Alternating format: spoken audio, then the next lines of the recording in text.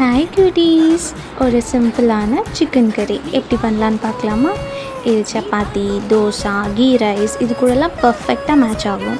First ஒரு பேனில் oil ஊற்றி சோம்புத்தூள், பட்டை, கிராம்பு, ஏலக்காய் இதெல்லாம் போட்டு நல்லா ஃப்ரை ஆனதுக்கப்புறமா ஆனியன், ஸ்லைஸ் பண்ண ஆனியன் அதுவும் நல்லா ஃப்ரை ஆனணும். நல்ல கோல்டன் ப்ரௌன் கலரில் வந்ததுக்கப்புறம் இஞ்சி பூண்டு பேஸ்ட், உப்பு, பச்சை மிளகா, தக்காளி ஆட் பண்ணி நல்லா ஃப்ரை பண்ணுவேன்.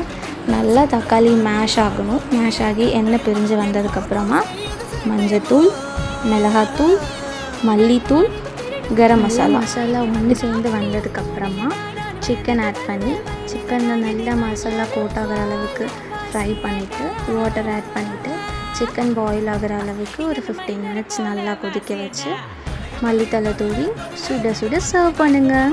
செம்மையாக இருக்கும்.